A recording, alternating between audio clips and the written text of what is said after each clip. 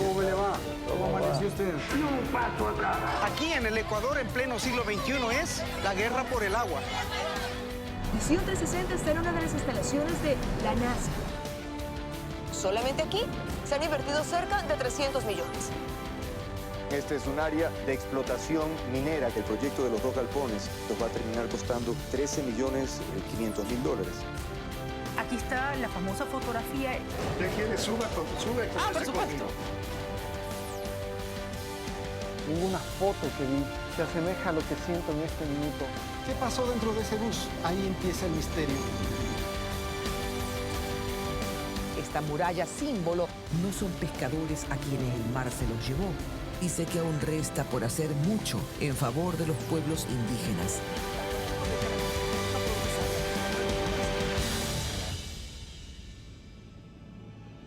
Amigos, bienvenidos. La receta económica durante la década correísta fue endeudarse en montos históricamente altos.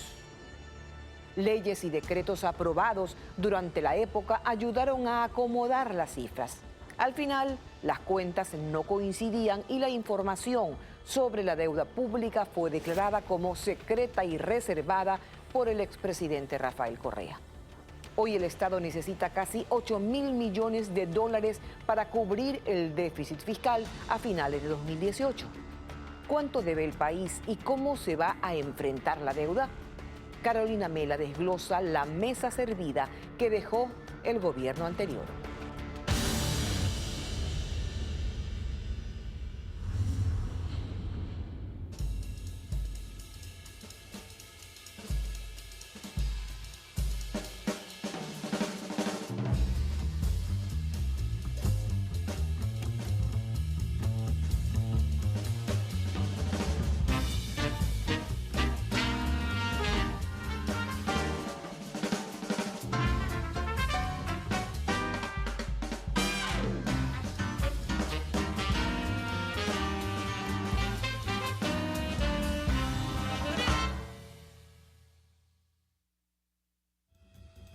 Nosotros vamos a dar la mesa servida al nuevo gobierno, porque es la mesa servida al pueblo ecuatoriano. Creo que se podía haber sido un poquito más mesurado el momento de dejar cuentas en mejores condiciones. La deuda a este momento representa el 51% del PIB. ¿Qué es lo que corresponde al cálculo de la deuda?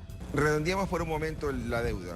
Estamos hablando de 40.000 millones de dólares. La deuda pública ya sobrepasa el 40% del PIB. La deuda como tal no ha superado el 40%. El servicio de la deuda crece en 61% anual.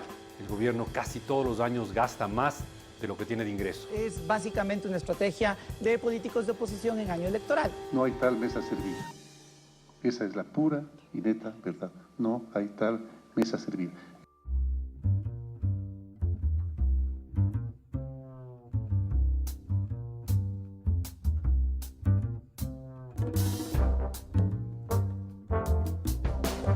María y Pablo, hubo mucha polémica en el momento que comenzaron a salir distintas cifras de cuánto es lo que debemos, de cuánto es la deuda pública. Ya no se sabía en realidad qué es la deuda pública. A ver, mira, la administración de una economía es bastante sencilla en teoría. Está dada por la configuración de los ingresos y gastos de una economía. Y cuando los egresos o los gastos superan los ingresos, entonces se produce un bache que conocemos como déficit fiscal. Y ese déficit hay que financiarlo. ¿Y cómo financiamos? Con deuda. Y como estamos hablando del gasto público, hay que financiarlo con deuda pública, sea interna o sea externa. Ese es el origen de la deuda. O sea, donde hay un déficit tiene que haber financiamiento. ¿Qué debe hacer uno frente a la deuda? Uno cualquiera frente a la deuda. Primero, no tiene nada extraordinario endeudarse, por supuesto. Segundo, uno dice, me endeudo para cosas útiles y que me generan capacidad de pagar, segunda cosa. Tercero, me endeudo en condiciones razonables, si no voy a coger cualquier tipo de condición. Y cuarto, me endeudo en montos que sean razonables. Entonces, montos, condiciones y para qué utilizo el dinero. Y yo creo que justamente el problema del Ecuador en estos años es que estamos demasiado endeudados. Segundo, las condiciones que tenemos son malísimas. Y tercero, hemos utilizado dinero para una cantidad de cosas que no tienen ninguna utilidad.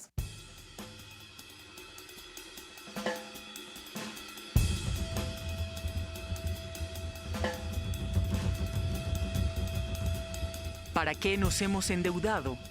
¿En qué se ha ocupado el dinero de la deuda? El mayor grueso está en los proyectos emblemáticos, como la construcción de 8 hidroeléctricas a un costo aproximado de $6.000 millones, financiadas parcialmente con créditos de China, Brasil y el BIES. De las 8, solo 3 hidroeléctricas están funcionando y no a su máxima capacidad. $209 millones prestó el gobierno anterior para levantar la plataforma gubernamental, construida para que más de 4.000 funcionarios de 8 instituciones públicas dejen sus edificios y vayan a este nuevo. El dinero lo prestó también China. Y así la lista puede continuar con una serie de proyectos en los que el gobierno se endeudó. Y aunque muchos podían ser urgentes, como escuelas y hospitales, la pregunta es si era necesario construir 8 hidroeléctricas, si era necesario un edificio nuevo para la burocracia, aeropuertos que no se utilizan.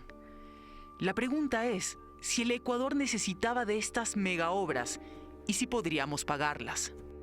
Tú tienes que endeudarte en cosas, para hacer cosas que tengan utilidad en la economía y mejor aún si eso genera fuente de repago para esa deuda. Un edificio, ¿qué aporta? ¿Qué aporta a la sociedad? ¿Qué utilidad le aporta? ¿Y qué capacidad de repago genera? Nada. O sea, no cumple ninguna condición, ni ser útil, ni generar capacidad de repago. No hay solamente un aspecto negativo, sino que también hay este proceso de sobreprecios que nos ha llevado a gastar o a malgastar esos recursos. En octubre de 2017, el presidente Moreno hizo una revelación. En 640 obras construidas en el gobierno de Correa y analizadas en la actual gestión, los sobreprecios sumarían hasta 600% de los montos originales. Es decir, parte de la deuda del país también financió a la corrupción. Entonces, de las 3 condiciones que decíamos, ¿no? Que es no endeudarte en exceso, estamos muy endeudados, utilizar el dinero para cosas útiles o utilizarlo bien, que es el tema de la corrupción que tú señalas. La corrupción es utilizarlo mal. Y el tercero es las condiciones. Las condiciones que tenemos son malísimas, ¿no? En plazo y en tasa de interés, y eso genera que el servicio anual de la deuda, el pago que tienes que hacer anualmente es enorme. Y además con un agravante, que así como no sabemos, diría yo, no sabemos el monto exacto de la deuda, en el fondo tampoco sabemos el monto exacto del servicio de la deuda. Es decir, porque si no sabes bien la deuda, ¿cómo sabes cuánto estás pagando? Hay ciertas cosas que no se incluyen y por ende no sabemos tampoco el repago. Pero, es enorme, pero digamos cifras oficiales. Cifras oficiales, en el presupuesto general del Estado del 2018 está aprobado 2.534 millones como intereses de la deuda y 3.909 de amortizaciones. Estamos hablando de más o menos $6.000 millones. Más de $6.000 millones. Eso significa como 7% del PIB, del Producto Interno Bruto. Hablamos de aproximados, porque saber exactamente en cuánto nos han endeudado, en qué se ha gastado el dinero y bajo qué condiciones se prestó, no es fácil definirlo. Porque en el gobierno del expresidente Correa se modificaron artículos del Código Orgánico de Planificación y Finanzas Públicas para cambiar la medición de la deuda. Se preguntará por qué ese cambio ha generado un conflicto y por qué hay tantas cifras de la deuda. La respuesta es simple. La ley pone como techo máximo de endeudamiento el 40% del Producto Interno Bruto. Es decir, la deuda no puede pasar de un aproximado de $40.000 millones, porque se estaría incurriendo en un acto ilegal. En el 2016, cuando se estaba rozando el techo del 40% de endeudamiento establecido por ley, el expresidente Correa emitió un decreto ejecutivo, el 1218, con el que pudo separar todas las deudas del Estado por partes. Pero la única que reflejaba para el país y el mundo era la que llaman consolidada, es decir, la deuda que se le debe a terceros externos. Así, por una magia financiera de casi $39.000 millones, la deuda se redujo a $26.000 millones. Se excluyeron todos los valores que le deben a los municipios, al IES, a la CFN y otras instituciones públicas. El argumento fue que, al ser organismos del Estado, no era necesario contabilizarlos y que se puede arreglar los métodos de pago. También quedaron fuera las ventas anticipadas de petróleo. Al final, todo esto son deudas que el Estado debe pagar, pero el argumento del expresidente Correa es otro. Haber hecho el decreto 1218 el 12 de octubre del 2016, que lo que hace es aplicar el manual de deuda pública del Fondo Monetario Internacional. El manual que usa la CEPAL, acaba de sacar el informe de CEPAL utilizando ese manual. El manual que utilizan la mayoría de países de América Latina y el mundo entero. En abril de 2018, el Fondo Monetario Internacional aclaró que ellos no utilizan ese manual y publicó que la definición que el FMI tiene de deuda incluye las ventas anticipadas, certificados del Tesoro, préstamos del Banco Central y créditos domésticos. Todo lo que ha sido excluido por el gobierno ecuatoriano. A toda esta información entregada a cuentagotas la blinda un búnker de secretismo. Y es que otro de los cambios que hizo el gobierno anterior fue el de declarar la información sobre la deuda pública como reservada y secreta, impidiendo el acceso de información, incluso a la propia Contraloría General del Estado, que hizo un examen especial a la deuda adquirida desde el 2012 hasta mayo de 2017. Sumando y restando, la Contraloría encontró en la mesa una deuda de 65.000 millones de dólares, es decir, el 65% del PIB, rebasando el límite legal de endeudamiento. Dicho en otras palabras, debemos más de lo que producimos para pagar nuestra deuda e invertir en proyectos de desarrollo. Por todos estos cambios, la Contraloría ha establecido responsabilidades penales y administrativas contra el expresidente Rafael Correa y los que fueron en ese entonces sus ministros de Finanzas. Los subsecretarios de Financiamiento Público, el director nacional de Seguimiento y Evaluación de Financiamiento Público, el coordinador general jurídico del Ministerio de Economía y Finanzas. El informe hizo una serie de recomendaciones a quien fue hasta el 14 de mayo la ministra de Finanzas, quien no dio muestras concretas de que se las iba a aplicar. La ministra fue destituida por el presidente Moreno, pero vale aclarar que la buscamos en reiteradas ocasiones, pero no se nos otorgó la posibilidad de preguntar.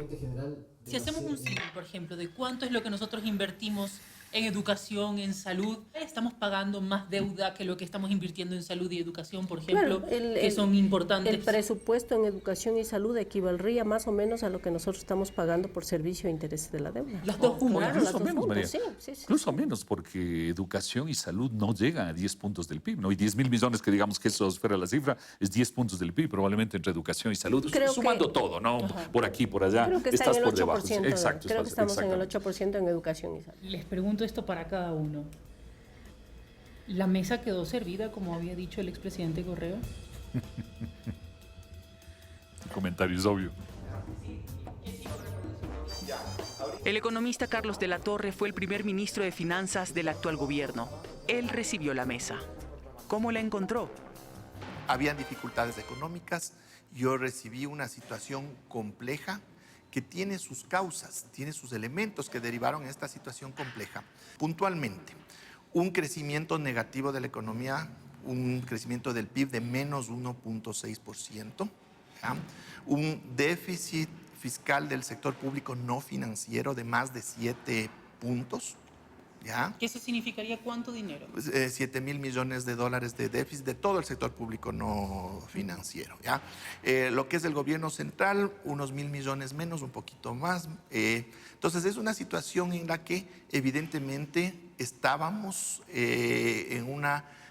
saliendo de una recesión, una brecha fiscal, como se dice, importante y con algunos riesgos que persisten. Un riesgo importante en relación a la sostenibilidad de la dolarización y luego de varios esfuerzos para corregir el tema fiscal, todavía estamos en una situación de riesgo en términos de la sostenibilidad fiscal. Esa es la realidad actual que viene de una evolución pasada que no fue favorable en los últimos años para la economía nacional.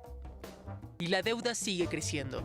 Según datos del Ministerio de Finanzas, en los 12 meses de gobierno de Lenín Moreno, se ha adquirido más deuda por 11.116 millones de dólares.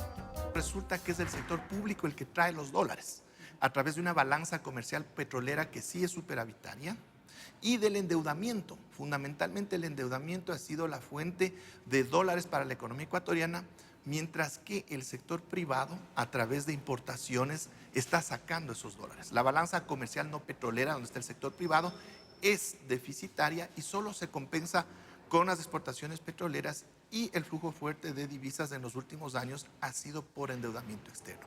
Es una situación que tiene que cambiar, no es sostenible en el largo plazo, y en virtud de que no podemos seguir en un esquema de endeudamiento agresivo, tenemos que establecer otros mecanismos para contener los dólares en la economía.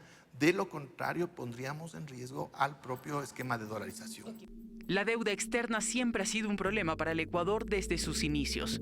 En 1830, cuando tuvimos que pagar a Inglaterra durante 146 años la deuda que adquirió Simón Bolívar para financiar sus ejércitos.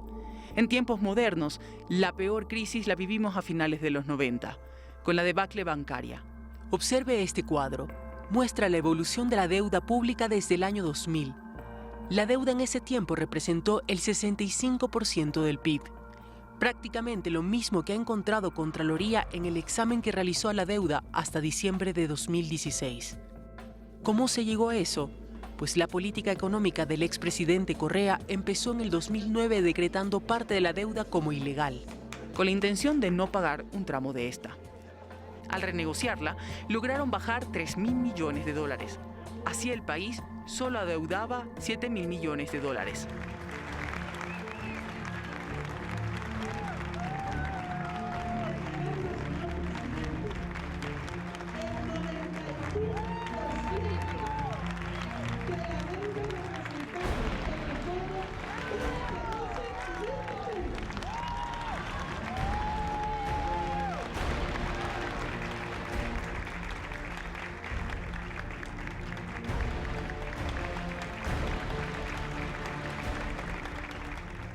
El Ecuador se alejó de los financistas tradicionales e incluso expulsó al Fondo Monetario Internacional, provocando que el riesgo país se disparara.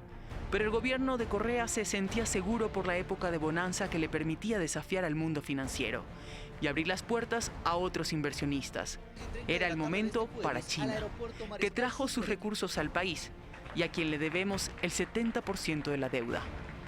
Hubo una sensación de progreso. La economía era una locomotora que crecía a velocidad hasta que el precio del petróleo se desplomó. Sin prever aquello y con otras dificultades, Correa llamó este momento como la tormenta perfecta. Por tanto, choques externos, como llamamos los economistas, a estos factores negativos que afectan la economía. Pero lo hemos logrado superar gracias a las reformas institucionales, como veremos más adelante. ¿Qué está haciendo el gobierno actual para evitar esta catástrofe financiera? 11 meses después de que Lenín Moreno asumiera el mando y 2 ministros de finanzas, se anunció el plan económico, con 14 puntos, entre los cuales se destacan el sentido de la austeridad y promover la producción. ¿Cómo lo van a hacer? Continúa pendiente. Se requiere de reformas legales que todavía no llegan a la Asamblea, y el ente rector de esto se mantiene en un vaivén de cambios. A menos de un año de gobierno, el presidente hizo a un lado a la ministra Viteri y puso a su tercer ministro de Finanzas. Designó a Richard Martínez, quien era el presidente del Comité Empresarial Ecuatoriano, un crítico de las medidas parches e impositivas que mantuvo el gobierno anterior durante los últimos 10 años al sector productivo. Durante estos 10 años se han tenido con el sector gremial 2, 3 reuniones máximo con el señor presidente de la República y nosotros creemos que eso tiene que ser mucho más fluido. La técnica no sugiere incrementar impuestos. Hay un incremento de los costos que impide generar mayor competitividad en el mediano y largo plazo. Y ya el país venía con un deterioro económico que estaba complicando el escenario para las actividades empresariales. No podemos intentar seguir curando una pulmonía con un jarabe para la tos. ¿Cómo recibió la mesa? ¿Cuáles serán las reformas legales que hará? Incluso la mesa le faltan algunas patas, así que vamos a terminar de completar eso en estos días. Ese es nuestro rol. Vamos a ver, veamos hacia adelante. Mi objetivo en este momento es que veamos hacia el futuro, veamos con optimismo. Hay un equipo de trabajo técnico, nosotros ya lo que ha pasado como experiencia, pero queremos ver hacia adelante y queremos llamar al país para ver hacia adelante y construir y ordenar esta mesa, dejarla totalmente equilibrada y balanceada. Nos vamos a tomar unos días para poner en orden todas las cifras y presentar unas cifras con mucha transparencia, que sean unas cifras que no estén cambiando todo el tiempo, porque fíjese usted la incertidumbre que se ha vivido en los últimos meses, una cifra un día, otra cifra otro día, se contradice entre una persona y otra. No, el país, esto es inusual, en cualquier país donde haya mucha transparencia y respeto a la institucionalidad, hay una sola cifra y esa es la que tenemos. Entonces vamos a tener una cifra de deuda, vamos a tener una cifra de déficit fiscal. Eso no solamente ayuda a los ciudadanos, pero también a los agentes económicos aquí en el Ecuador y afuera. Mientras revisan todos los libros contables del ministerio, el recién posesionado ministro ya hizo una parte del trabajo. Publicó las cifras de la deuda, que no estaban actualizadas desde enero. Hasta abril de 2018, la mesa quedó servida de la siguiente manera. Sumando las deudas externa, interna y otras obligaciones, el Estado debe 58.979 millones de dólares. Estas cifras están en revisión y podrían variar hasta establecer legalmente el método único de medición de la deuda pública del Ecuador. Solo el tiempo nos dejará ver, porque la economía ya no puede esperar más. Las decisiones que se tomaron no fueron debidamente mesuradas y se puso al límite la sostenibilidad de nuestra economía. Hoy encontramos un país, en verdad, con mayor equidad, con mejor infraestructura, servicios y un creciente talento humano. Pero tenemos que pagar por ello, todos con responsabilidad, porque Ecuador es la casa de todos. Tenemos que mirar hacia adelante y superar la crisis económica en la que nos encontramos. Debemos asumir responsabilidades. Como dice el presidente, todos somos responsables. De hecho, usted, cada miembro de su familia, incluso cada bebé que nace, está endeudado. Estaría bien entonces que se pusieran de acuerdo y le digan al país con exactitud cuánto se debe, bajo qué condiciones se adquirió esa deuda, los costos reales de los proyectos en los que se ha invertido el dinero que prestaron. Transparentar las cuentas para saber de qué nos estamos haciendo responsables. Porque al final, las deudas se tienen que pagar.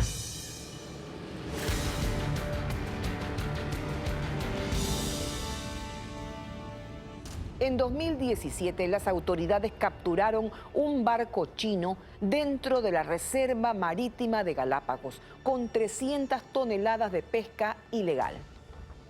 En aquel momento el país se escandalizó por el impacto ambiental revelado, pero la verdad es que esa captura representa apenas la punta del iceberg, ya que nuestros mares son escenario permanente de crímenes ambientales.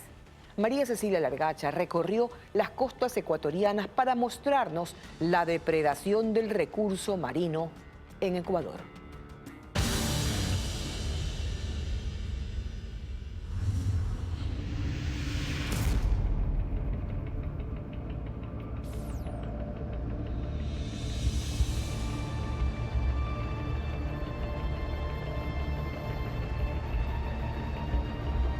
Es un poco más tarde de la medianoche cuando un operativo de rutina parte de Costas Manavitas.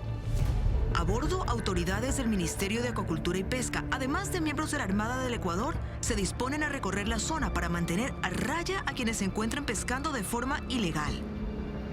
Da la impresión de que es un operativo inútil, porque encontrar una embarcación pescando sin ninguna pista en una extensión incalculable de mar no parece siquiera posible. Pero resulta que no ha pasado ni media hora desde que zarpamos y ya nos encontramos con la primera novedad. Hay una barca bajo la cual brilla una luz intensa, evidentemente generada de forma artificial. Usan pantallas y al usar pantallas eso crea un campo de iluminación que a la especie la vuelve como inmovilización. Y en ese momento ellos cogen sus redes, las tiran al agua y pueden capturar de una manera mucho más fácil que en otros casos.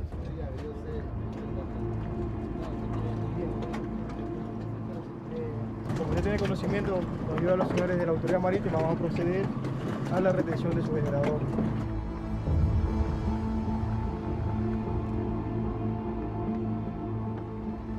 Y uno podría creer que el daño que una pequeña embarcación de pesca puede hacer no es mucho, y que no se justifica un gran operativo para atrapar a un pequeño pescador. Pero hay dos cosas. Primero, porque aunque solo se vea una barquita, no estamos hablando necesariamente de un pequeño pescador. La luz los atrae y luego viene la embarcación grande. Exactamente, sí. Y segundo que esa barca no es la única. De hecho, la noche del operativo se descubrió a 8 embarcaciones en actividades de pesca ilegal. No todas con esos reflectores que vimos, había otras con redes prohibidas y unas más pescando en áreas en las que no se puede pescar.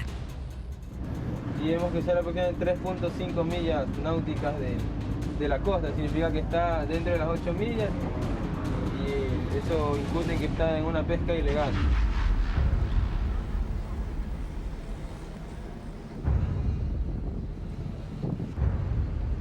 Lo primero que hay que aclarar es qué significa exactamente aquello de pesca ilegal. Vamos primero con lo que no significa. No se trata de prohibir la pesca o de dejar sin trabajo a los pescadores o de racionar los pescados que usted compra para alimentar a su familia. De hecho, se trata de todo lo contrario, de respetar reglas y normas para que ese recurso pesquero dure y no sea depredado sin control. Lo vemos desde el punto de vista de un capital natural, ¿cierto? Nosotros no sembramos los peces en el mar, nosotros los recolectamos, los cosechamos. Mientras nosotros mantengamos ese equilibrio, podemos cosechar. Si no respetamos ese equilibrio, equivale a que no sembremos. Significa que el próximo año tendré menos peces que pescar porque tengo menos productores en el océano.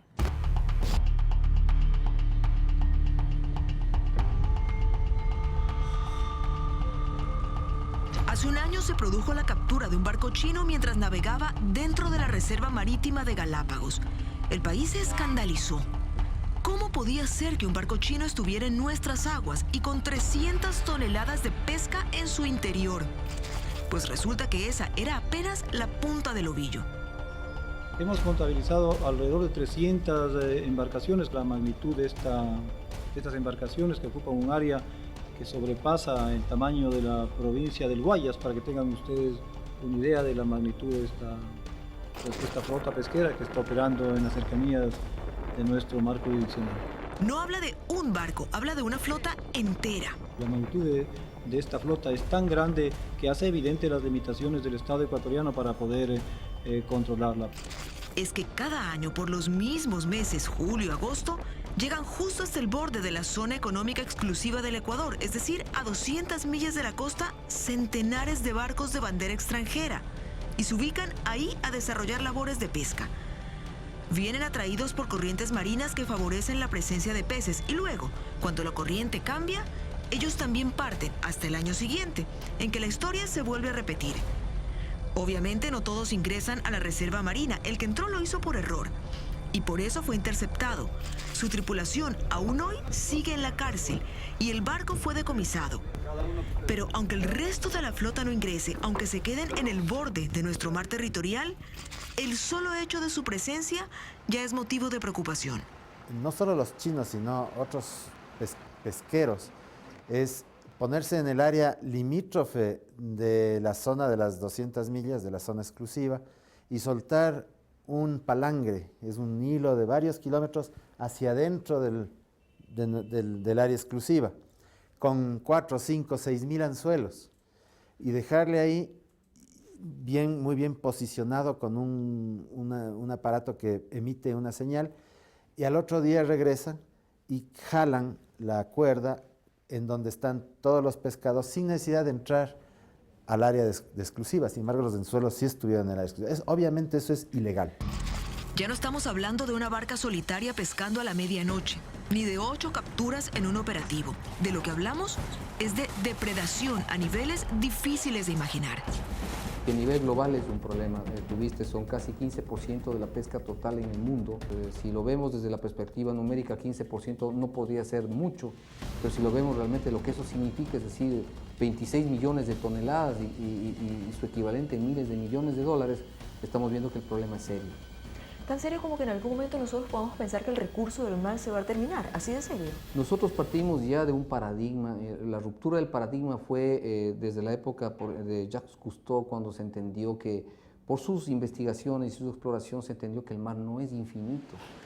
Y si lo que el mar nos da no es infinito, lo lógico sería pensar en que hay una especie de estudio, de análisis para saber qué tanto recurso marino nos queda o cuánto se ha depredado. Una especie de diagnóstico. para partir de ahí y empezar a diseñar soluciones. Para lograr tener un inventario correcto de lo que realmente tenemos, se necesita un periodo en el que sea posible levantarlo y realmente evaluar lo que tenemos. La naturaleza te ha dado un árbol de 100 manzanas y tienes dos alternativas. La primera, comértelas todas hasta saber que solo te quedan 10. O la segunda, que es la más lógica, contarlas primero, dividirlas para las que vas a regalarlas, las que vas a sembrar, las que vas a guardar, las que vas a comerte, y sobre eso hacer una planificación. ¿Y ese inventario no está hecho, comandante? Es difícil porque los medios son sustanciales. Es decir, para seguir con la analogía, nosotros ahora mismo no sabemos si nos quedan 20 manzanas, 50 No, manzanas no o 10 sabemos. manzanas.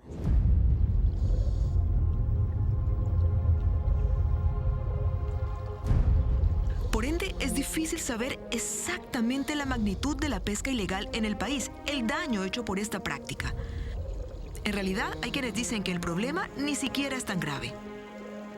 No podemos decir que Ecuador tiene un alto índice de pesca ilegal, sino de ser casos muy puntuales, nosotros los combatimos inmediatamente. ¿Qué tan difícil ha sido combatirlos? Es difícil, importante que usted conozca que el territorio marítimo es 5.2 veces más grande que el territorio terrestre.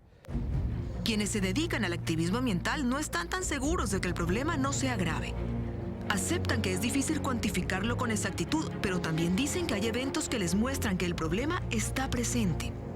En el Ecuador no existe información oficial que nos ayude realmente a hacer estudios científicos de lo que está sucediendo, el impacto real que está teniendo el Ecuador con el tema de la pesca ilegal. En estos videos que nos proporcionó la Asociación Pacífico Libre se muestra el destajo de especies protegidas y en peligro de extinción, desde rayas hasta tiburones. Cuando uno pregunta a los pescadores, aseguran que se trata de pesca incidental, es decir, de esto. El pescador sale a alta mar con una pesca objetivo y en la jornada de pesca, incidentalmente, pesca cierta cantidad de tiburones, por ejemplo. ¿Cómo podemos nosotros controlar hasta qué punto llega la pesca incidental? Para controlar eso está la ley. Se supone que al llegar a los puertos, los pescadores reportarán a la autoridad pesquera cualquier especie producto de la pesca incidental. Que las autoridades verificarán esa información para otorgar al pescador un certificado que le permita comercializar la carne.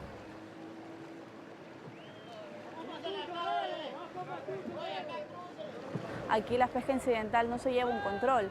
Hace un momento vimos cómo ingresaba un tiburón, pero no hay alguien, una autoridad que esté, haciendo el seguimiento y el control de qué llegó, el tamaño, o qué podemos hacer, o a dónde va, o qué se hizo, vino con aletas, vino sin aletas, cuál era el destino, cómo se lo obtuvo.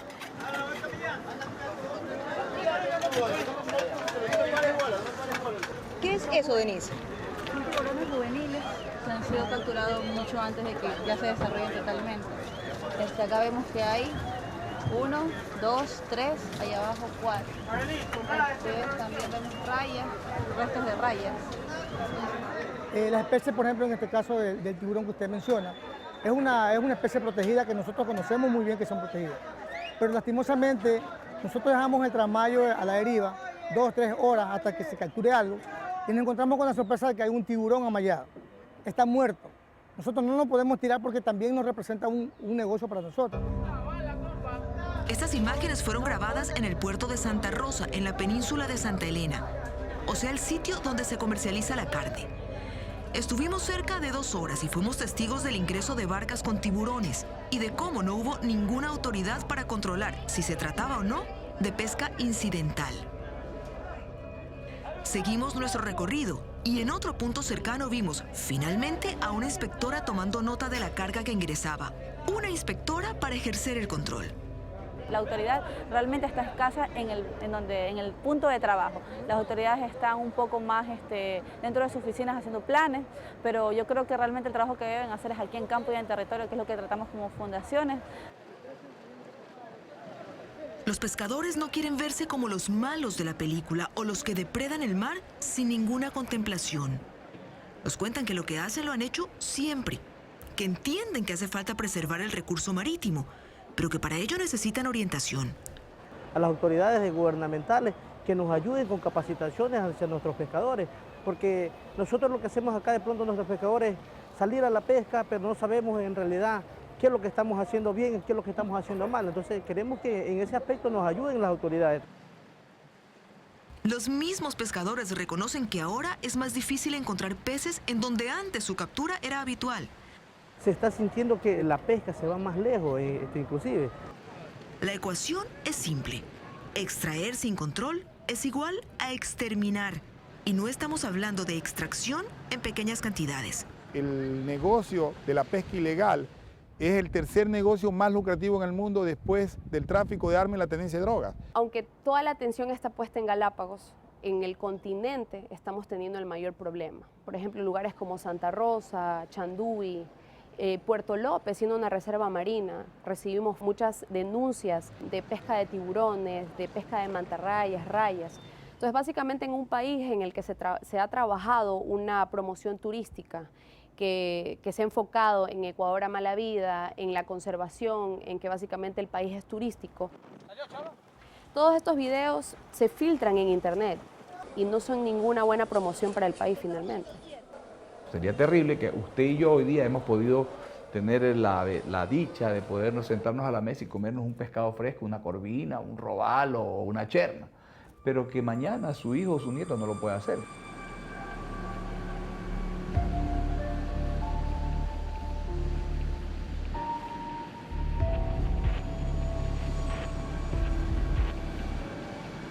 Para muchos, pensar en la posibilidad de un mar sin peces es simplemente imposible.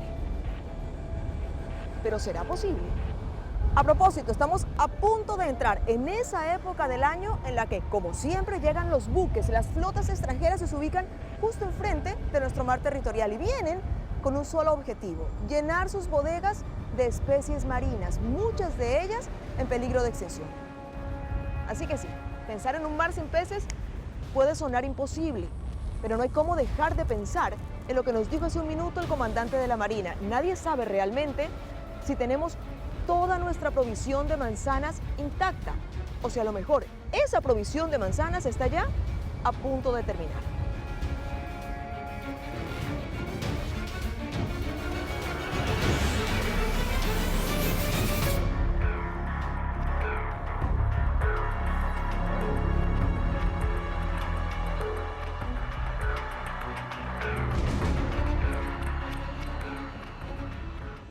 El equipo de Visión 360 continúa investigando permanentemente para lograr un periodismo de alta calidad. ¿Quieres saber en qué nuevos temas estamos trabajando? Aquí un adelanto.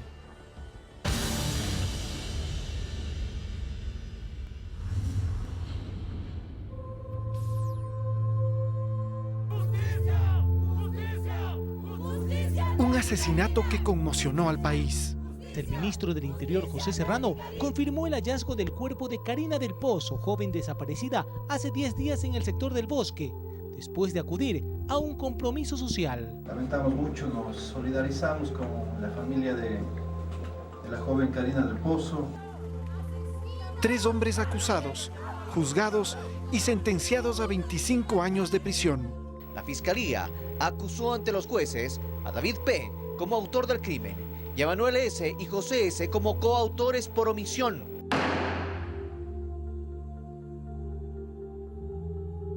David Piña fue condenado por asesinato, sí.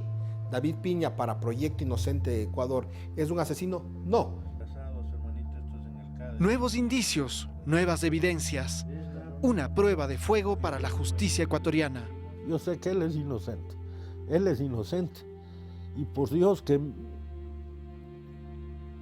Por último, no sé a quién gritar, a quién decir ayúdeme, porque no tienen pruebas contra él, no tienen nada contra él.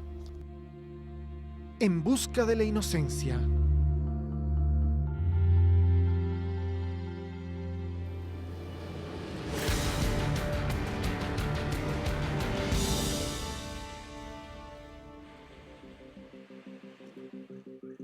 El tranvía de Cuenca es la obra de la eterna espera.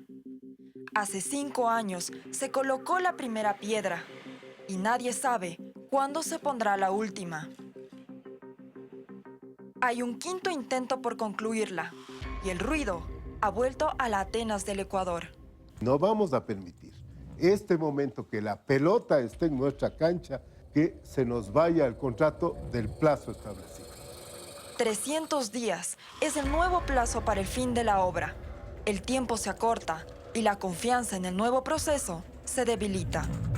Hay un voto de confianza, pero esa confianza se agota cuando las verdades que se dicen, los pactos que se firman, no se honran. El tranvía de Cuenca tiene nuevos costos, nuevos constructores, un nuevo plazo y nuevas dudas. Una visión 360 al tranvía de la eterna espera.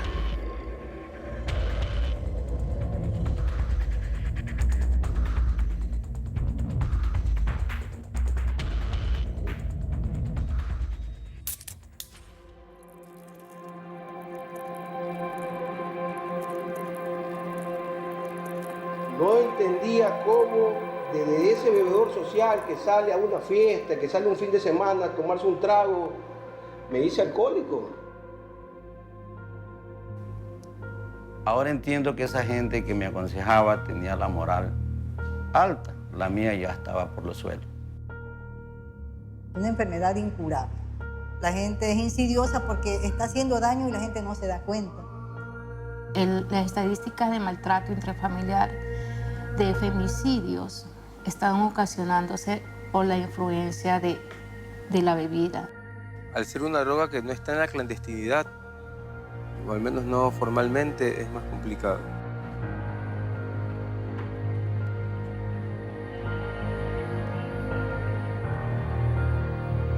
Hola, mi nombre es Juan y soy alcohólico.